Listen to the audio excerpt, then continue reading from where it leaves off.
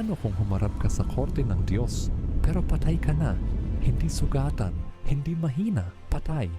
Ito ang tunay na kalagayan ng tao, hindi lang makasalanan, kundi walang buhay espiritual. Hindi mo kayang lumapit sa Kanya, hindi mo kayang magbago.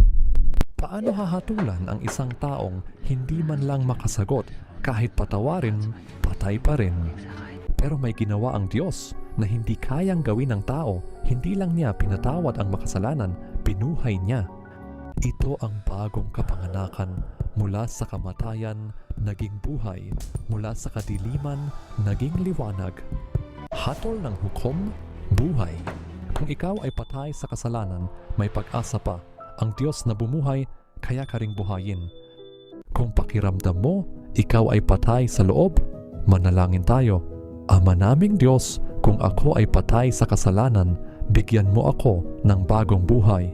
Buksan mo ang puso ko at baguhin mo ako mula sa loob.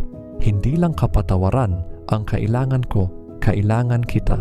Salamat sa buhay na ibinibigay mo sa pamamagitan ni Jesus. Amen.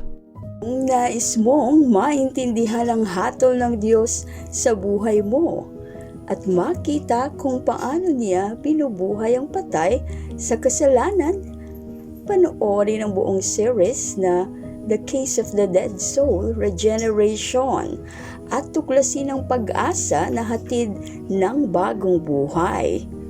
At huwag kalimutang mag-subscribe, mag-like at mag-share para bawat kwento ay may kasamang liwanag at pag-asa.